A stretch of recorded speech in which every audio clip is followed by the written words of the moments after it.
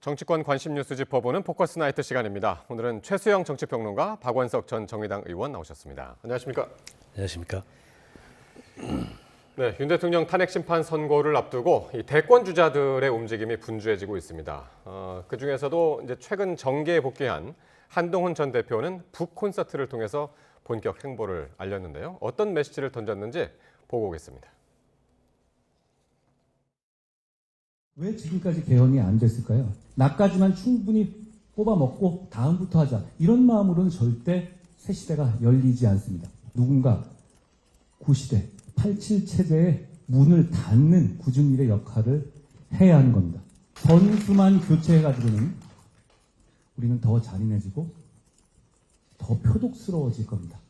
그리고 그 과정에서 우리의 진짜 중요한 문제들은 모두 숨겨지게 될 것이고 우리는 역사의 뒤안길로 뒤처지게 될 겁니다. 그렇기 때문에 선수 교체가 아니라 시대 교체를 꼭 해야 한다는 말씀을 드리고 싶었습니다. 네, 선수 교체가 아니라 시대 교체를 해야 한다. 그러면서 이제 개헌을 강조를 했는데, 근데 오늘 전체적인 분위기가 마치 한 전 대표의 대선 출정식을 연상케 했다. 이런 분석들이 좀 있어요. 네, 뭐 그럴 겁니다. 지금 네. 사실 한 전 대표가 어떻게 등판하느냐 굉장히 관심을 모았는데 중수청을 들고 나온 거예요. 그러니까 중도 수도권 청년인데 네. 서울의 홍대 입구에서 청년들을 대상으로 했다. 이거는 이제 한 전 대표가 비대위원장에서 이제 당대표 출마할 때 예. 걸었던 슬로건과 거의 이제 유사한 거죠. 결국 중도 소구력을 가진 사람은 나다라고 했는데 지난번 뭐 그 국민의힘 내부에서 오세훈 시장이 참석해서 행사나 그 김문수 장관이 참석해서 행사에도 50명 가까이 의원들이 모였거든요. 예. 근데 이번에도 이제 보면 15명 가까이 모였고 그다음에 지지자들 모인 걸로 봐서는 한 전 대표에게도 일정한 세력은 지금 유지하고 있다. 그러나 과연 이게 지금 한 전 대표가 계엄의 바다를 건너서 지금 이렇게 강성 지지층으로부터는 배신자 프레임을 당하고 있는데 여기를 어떻게 극복할 것이냐 남은 과제이긴 한데 어쨌든 지금 대선 출마라고 명시적으로 하지 않았지만 구시대의 막내가 아니라 새 시대를 여는 맏형이 되겠다라는 이 메시지는 한 전 대표가 앞으로 보여줄 수 있는 정치적인 그런 행보의 예고편 같습니다. 예, 박 의원님 어떻게 보셨나요? 그 오늘 행사의 제목이 바이 구시대, 하이 새 시대였습니다. 이제 구시대는 잘 가고 이제 반갑다 새 시대 이게 제목이었는데요. 예. 그러니까 본인이 이제 대선 홍보에 나서면서 들고 나온 87년 체제의 극복 개헌이라는 그런 어떤 새로운 담론 비전 이걸 강조하는 의미이기도 하고 상대적으로 한동훈 대표는 정치권의 신인입니다. 그러니까 여야의 대선 주자들을 망라해서 그렇다는 거죠.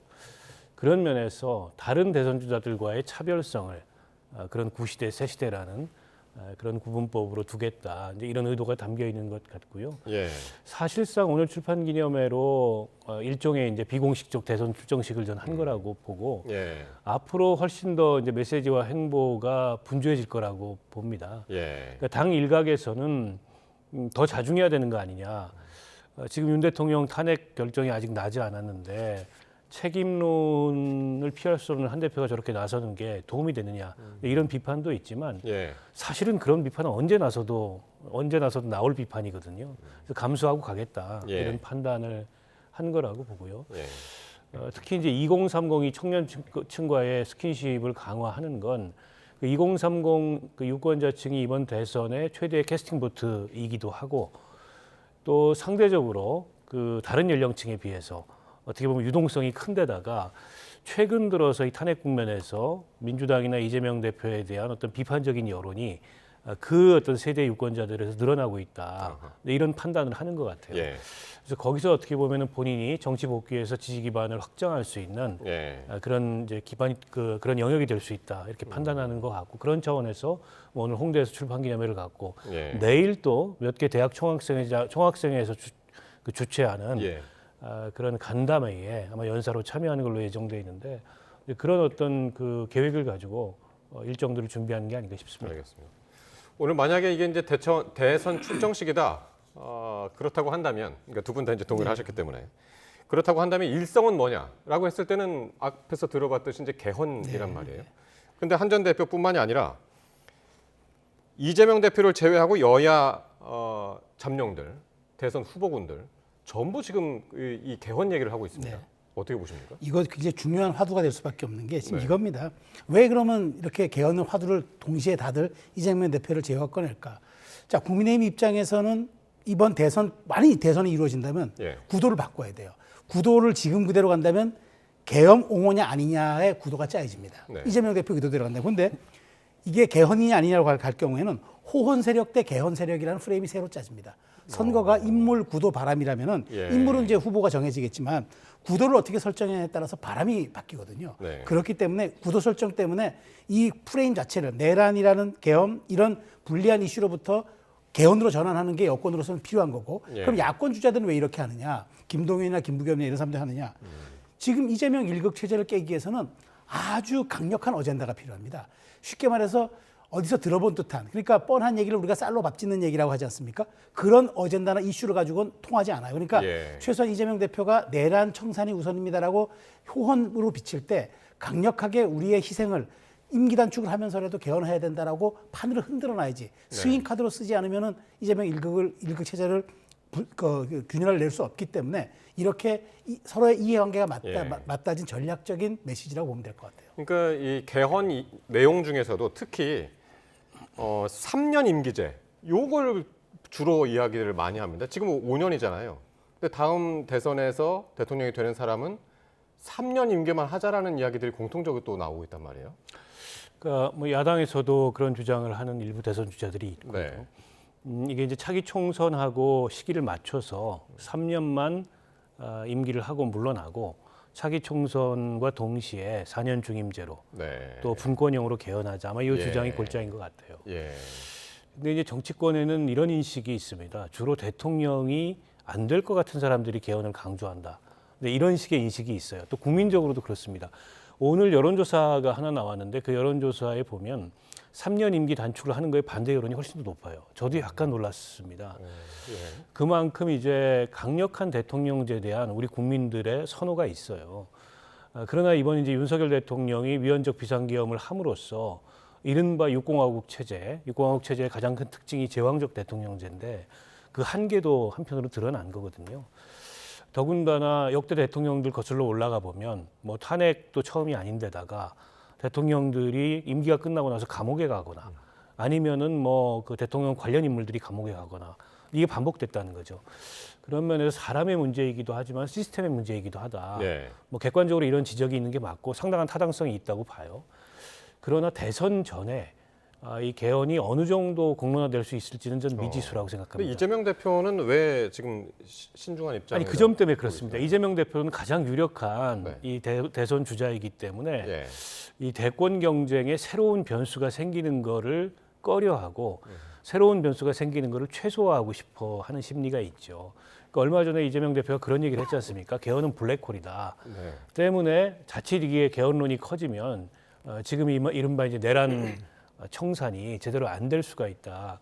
이런 인식을 갖고 있는데 사실은 본인이 선두로 나서고 있는 대권 가도에 새로운 변수가 등장하는 것을 달가워하지 않는 그런 심리가 있는 거죠. 그리고 역대 대선에서도 유력한 대선 주자들은 그렇게 개헌을 강조하지 않습니다. 네. 다만 공약으로 제시하고 이제 내가 대통령이 되면 하겠다. 그게 반복이 돼 왔는데 문재인 전 대통령 같은 경우에도 그래서 대통령 된 이후에 공약 이행 차원에서 개헌안을 냈습니다만 또 대통령이 개헌안을 내면 그게 가는 한계는 야당이 반대해요.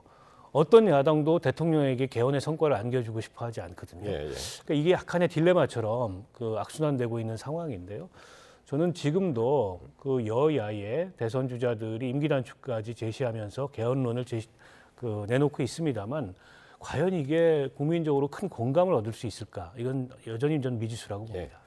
자, 죄송합니다. 제가 좀 기침을 몇 번 했는데, 네, 죄송합니다. 자, 그럼 한동훈 전 대표 또 친윤계를 향해서는 직언을 했어야 한다고 그랬고요. 가까이 있는 사람들이 직언을 했어야 한다. 그리고 이재명 대표를 향해서는 위험한 사람이다. 이거 계속 강조하네요. 며칠 전부터. 그리고 지금 이 얘기는 한동훈 전 대표가 등판하기 위해서는 사실 명분이 필요하잖아요. 근데 명분이 이제 어찌됐건 저는 이 한동훈 대표가 지금 여기에 전 대표가 등판하는 가장 큰 명분은 결국은 본인이 이제 만일 조기 대선이 됐을 때 이길 수 있는 후보라는 걸 강조하는 거예요. 이재명을 내가 잡을 수 있다라는 것을 아마 지속적으로 강조할 겁니다. 그런데 예. 다른 후보들도 그 얘기 늘 합니다. 다른 후보들도 내가 이재명 우위에 서 있다고 하지만 사실 지금 그나마 이재명 대표로부터 본인은 사실은 가장 대척점에 서 있는 인물이기도 하고 그다음에 어찌 보면 사법적 리스크를 상대방이 안고 있기 때문에 본인이 거기에 가장 명징하게 지금 반대편에 서 있는 그 장점을 이제 강조하는 건데 중요한 건 지금 요즘에 보면은 책에서도 마찬가지지만 계속 강조하는 메시지가 지지층한테 미안하다.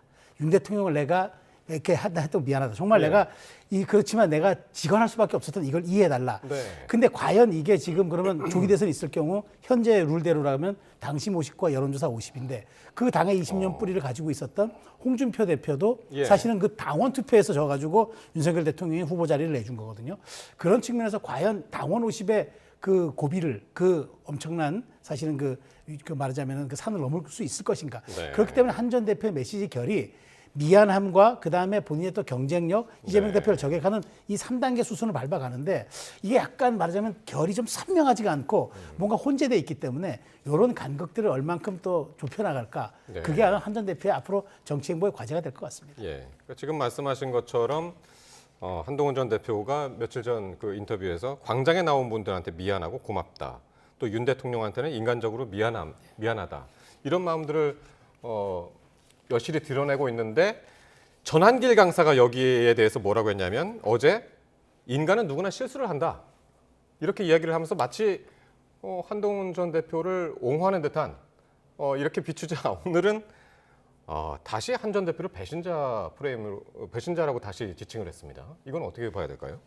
글쎄요, 전한길 씨 한마디 한마디를 논평하는 게 무슨 의미가 있는지는 모르겠습니다만 예. 저분이 최근에 광장에서 이제 탄핵 반대 어떤 여론을 결집하는데 일정한 역할을 하고 있어서 아마도 저분의 이런저런 얘기들에 대해서 이제 언론이 보도하고 그에 대해서 논평을 하는 것 같습니다만 오락가락하는 거죠. 한편으로는 뭐 한동훈 대표가 약간의 유화적인 그런 메시지를 내니까 누구나 다 실수할 수 있고 지금이라도 그 실수를 반성하고 성찰한다면 만회할 수 있다 이런 얘기했다가 네네. 그에 대해서 또 광장에 강경한 여론이 비판을 하니까 아니다. 나는 여전히 한동훈을 배신자로 생각한다. 뭐 이런 오락가락하는 메시지를 내는 거 아니겠습니까? 제가 보기에 크게 의미 있는 일은 아닌 것 같고요. 네. 앞서 이제 한동훈 대표가 이재명 그 대표에 대한 이제 강한 비판의 메시지를 들고 나왔고 상대적으로 윤석열 대통령과는 대립을 좀 최소화하려는 조금은 유화적인 이제 그런 어떤 메시지를 보이고 있는데 이게 새로운 게 아니고 지난 총선에 한동훈 대표가 들고 나왔던 2조 심판론의 연장선이라고 봅니다. 그러니까 지금 한동훈 전 대표도 그렇고 국민의힘 전체가 컨텐츠가 이재명이에요. 그래서 이재명은 안 된다가 비전입니다. 근데 국민들이 생각하기에는 내란을 일으켜서 대통령이 파면된 국민의힘은 안 된다는 생각이 더 크지 않을까요? 그래서 저는 저 메시지가 별로 효과가 없다고 생각합니다. 네. 그리고 한동훈 전 대표뿐만이 아니라 지금 이제 오세훈 시장하고 홍준표 시장도 지금 책 출간을 예고했습니다. 이번 달 안에. 지금 분주하게 움직이는 것 같습니다. 네. 여권 주자들이. 그렇습니다. 지금 제가 보기에 이제 예. 한 전 대표는 주로 지금 다뤘기 때문에 이제 네. 오 시장 같은 경우에는 네. 다시 성장이다라는 책을 내면서 네. 여기에 맞춰서 이명박 전 대통령을 찾아갔어요. 그랬죠. 이게 뭐냐면 이제 본인도 이른바 이제 우리가 대선이라는 우리가 이제 그 선거를 네. 우리가 미래형 투표라고 하지 않습니까? 총선은 이른바 심판하는 회고형 투표고 대선은 어찌됐건 미래를 우리가 다 5년을 맡겨야 되기 때문에 그에 부합하는 후보를 이제 꼭 뽑으니까 자 그럼 다시 성장이라는 얘기는 본인이 갖고 있는 장점을 최대한 활용하겠다. 네. 그다음에 홍준표 시장도 마찬가지예요. 본인이 갖고 있는 장점들 뭐냐? 자치단체장, 당대표로 있었던 경륜 이런 거. 그래서 책은 내대 한 전 대표와는 결이 달라요. 한 전 대표는 사실상 저 책은 뭐냐면 본인의 중도 소구력을 강조하고 그다음에 계엄을 통해서 어쨌든 상징성인 자신의 상징 자본을 거기에 다시 투영하는 그런 책이지만 네. 나머지 두 책들은 뭐냐면 본인의 경륜과 장점들을 녹여서 미래형 투표인 대선에 소구하려는 전략을 갖고 있는 거죠. 그러니까 다 제각각 사실 조기 대선의 대짜도 꺼내면 안 되는 지금 여권 내부의 상황에서 꺼내긴 꺼내야 하는데 할 수 있는 방법들이 저렇게 찾아내는 거예요. 찾아내고 거기에 예. 자신의 메시지를 담는데 제각각 각자가 갖고 있는 장점들을 하고 있습니다. 그래서 그렇기 때문에 앞으로 우리가 여기서 눈여겨봐야 하는 지점은 그럼 김문수, 이제 오세훈, 뭐 홍준표 등등등 이제 하겠지만 안철수 의원 같은 경우는 어떻게 합니까? 책을 안 내고 PK를 가요. 내가 예. PK의 적장자라는 걸 또 얘기하는 거예요. 그러니까 제각각 갖고 있는 장점과 특장점들을 계속 예. 끄집어내서 조기 대선에 대비한다 이렇게 보시면 될 것 같아요. 그렇군요. 자, 주제를 좀 바꿔서요. 이재명 대표의 이른바 K-엔비디아 얘기를 해볼 텐데 한국판 엔비디아 지분 공유 발언 여기에 대한 후폭풍이 지금 이어지고 있습니다. 이재명 대표와 권성동 원내대표의 발언 직접 듣고 오겠습니다. 사회주의 공산당 운동하던데 이런 정도의 지식 수준, 경제 인식으로는 이 험난한 첨단 산업 시대의 파고를 넘어갈 수가 없습니다.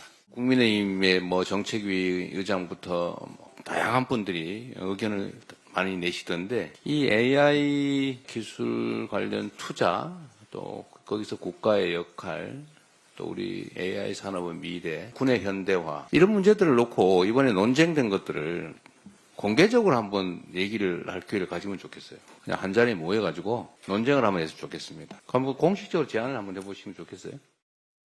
AI뿐만 아니라 모든 현안들이 많이 있지 않습니까? 상속세 개편 문제도 있고 반도체 특별법의 주 52시간 근로 예외 문제도 있고 또 앞으로 추경을 어떻게 할 것인가의 문제도 있고 주제 제한 없이 토론은 언제든지 환영하는 바입니다.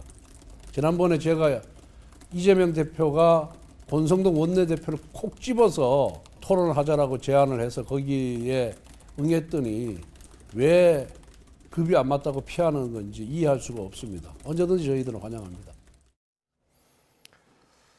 네, 며칠 전에 이제 유튜브에서 이재명 대표가 이렇게 얘기했습니다. 이해를 돕기 위해서 다시 한번 말씀드리면요, 한국에 엔비디아 같은 회사가 생겼다면은 70%는 민간이 가지고 30%는 국민이 모두가 나누면 굳이 세금에 의존하지 않아도 되는 사회가 오지 않을까 이런 이야기를 해서 여기에 대해서 여당이 사회주의적 접근이다, 공상적인 계획 경제다 이런 비판을 쏟아냈더니 오늘 이 대표가 무지몽매하다 그러면서 이제 공개 토론을 제안했거든요. 네. 어찌됐건 간에 정책 내지는 기술과 관련된 논쟁을 정치권에서 벌인다는 거는 지금 이 탄핵 찬반으로 어지러운 가운데 좀 바람직한 현상이라고 생각하고요. 또 국민의힘이 한편으로 경계해야 될 건 최근에 중도보수 선언도 그렇고 계속 이재명 대표가 던지는 의제에 네. 국민의힘이 따라다니듯이 이제 논란이 진행되고 있거든요.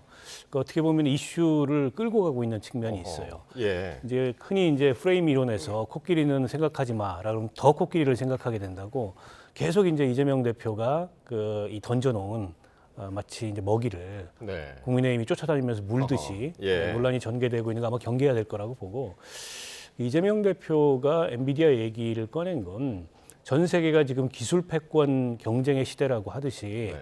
그런 첨단 기술을 둘러싼 경쟁이 굉장히 치열하고 그런 첨단 기술에 대한 대규모 투자가 요구되는 그런 시대고 그거는 이제 개별 기업들이나 시장에서만 감당하기 어렵기 때문에 정부가 일정한 역할을 해야 된다. 네. 그렇게 해서 엔비디아처럼 그런 어떤 그 기업이 만들어진다면 거기에 이제 정부가 보유하고 있는 지분만큼 창출된 부가가치를 전 국민적으로 공유할 수 있는 거 아니야? 이런 얘기였습니다. 네. 네. 근데 이제 이런 선례가 대한민국에도 있었고 전 세계적으로도 없는 게 아니거든요. 이를테면 우리는 포스코 같은 기업을 만들어냈고 네. 지난 20년간 모태펀드를 통해서 네. 이제 벤처 투자를 정부가 주도해 왔거든요. 네. 그런데다가 그 엔비디아에 이어서 이른바 이제 그 AI의 최대 수혜 기업이라고 할 수 있는 대만의 TSMC 같은 경우에 아예 기업을 만들 때 정부 지분이 48%에 이르렀습니다. 예. 그런 선례들이 있기 때문에 그게 불가능한 것도 아니고 존재하지 않는 것도 아니고 예. 반시장적인 건 더더군다나 아니다. 근데 그거를 조금 낡은 그런 관념에 기초해서 반시장적이다, 사회주의적이다 이렇게 다소 엉뚱한 논쟁을 제기하니까 그에 대해서 반론을 제기한 것 같고 예. 저는 앞서 이제 공개 토론 이런 얘기가 나왔는데 기왕의 이해가 나온 김에 좀 건설적인 발전적인 그런 토론을 여야가 한번 진한 정책 논쟁을 해봤으면 좋겠다 예. 이런 생각입니다. 그러니까 주로 이제 대권 주자들이 여기에 대해서 이제 많이 이제 반격을 했는데 어제 같은 경우는 이준석 의원 같은 경우는 윤 대통령의 대왕고래 프로젝트하고 뭐가 다르냐라는 이야기를 했고요. 오늘 안철수 의원은 바보가 바보스러운 상상을 한 것이다. 이런 이야기도 했습니다. 네. 상당히 견제들이 많이 들어와요. 그렇죠. 근데 한국판 엔비디아 지분 공유 이게 어느 날 갑자기 하루아침에 이부자리 접듯이 뚝딱 되는 일입니까 이게? 이게 기술의 축적이 있어야 하고 그다음에 우리가 이 정도의 혁신적인 어떤 모델을 구축하려는 시간의 축적도 있어야 하는 게 가능한 겁니다. 그런데 이재명 대표가 던지는 거는 간단합니다. 표만 되면 내가 얻을 수 있는 건 모든 걸 던지겠다는 겁니다. 네. 이거는 뭐 묻지도 따지지도 않는 겁니다. 그러다 보니까 이재명 대표 입장에서는 이른바 체리 피킹이라고 그러죠.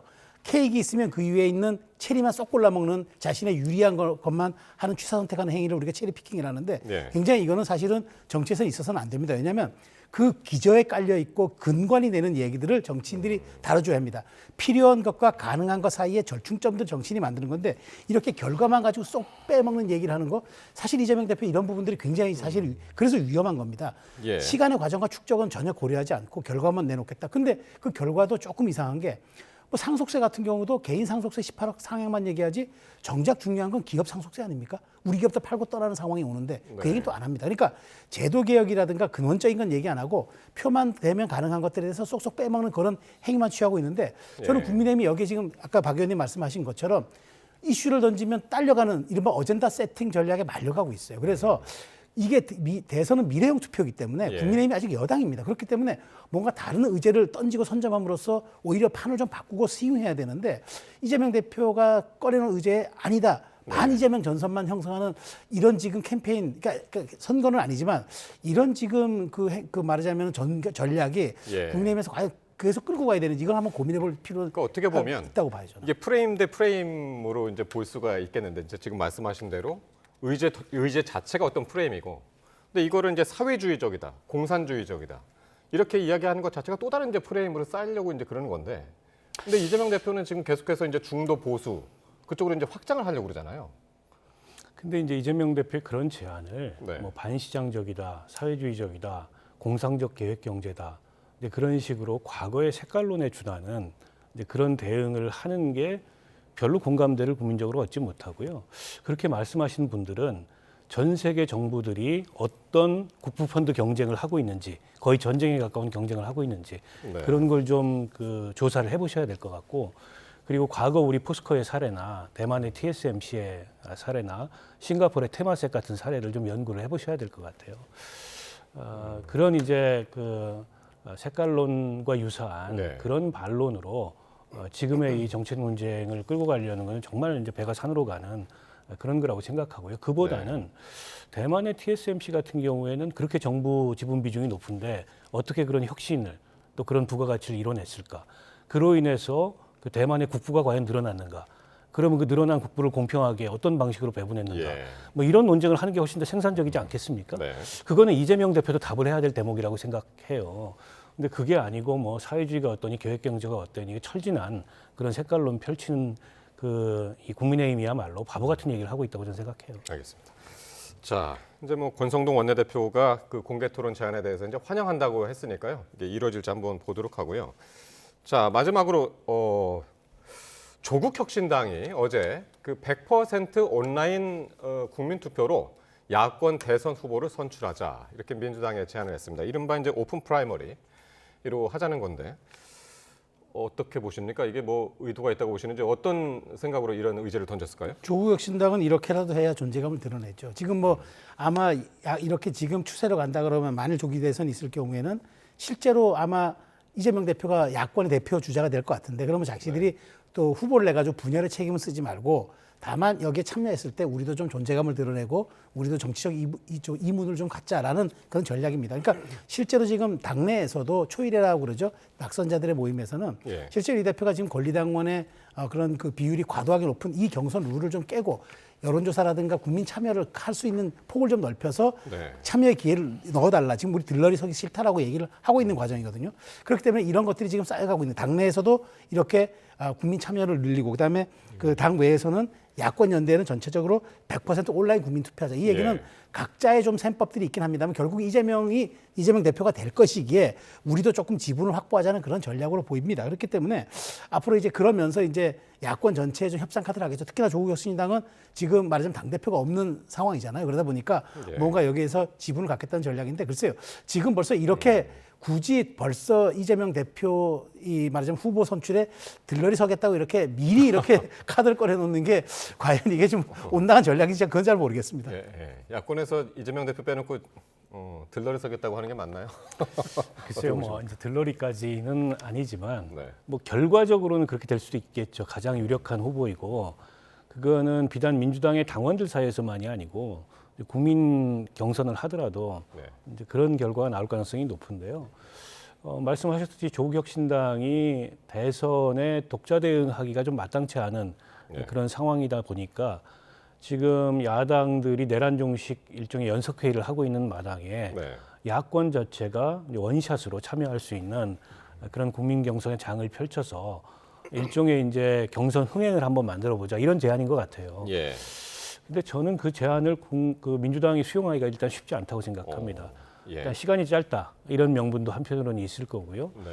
또 제가 앞서도 말씀드렸지만 이재명 대표로서는 어쨌든 경선이든 본선이든 변수가 생기는 거를 그다지 바라지 않습니다. 예.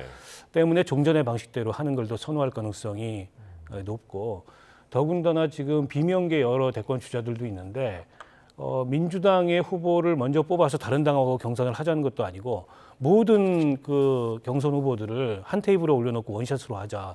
그건 더더욱 아마 이재명 대표가 수용하기 어려운 그래요? 방안이 네. 될 가능성이 높고 조국혁신당을 제외한 다른 정당들도 아직 조기 대선에 대해서 당내 논의가 충분치 않은 상황에서 갑자기 저 제안을 들고 나와서 저걸 지금 뭐 수용하는 분위기는 아닌 것 같아요. 그래서 예. 조국혁신당은 이제 설득을 좀 더 해보겠다, 논의를 좀 더 해보자 이제 그렇게 제안을 하고 있습니다만 원 제안대로 예. 그야말로 이제 원샷으로 모든 이 대선 주자들이 다 출마해서 국민 경선으로 후보를 선출하는 그 방식으로 그 결과가 나타날 가능성은 제가 보기 굉장히 희박해 보입니다. 그렇군요.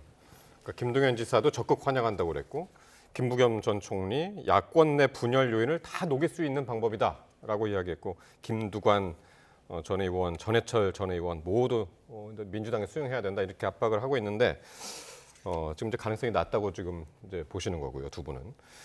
자, 이런 가운데 이재명 대표가요, 그 21대 국회에서, 그러니까 2023년이었습니다.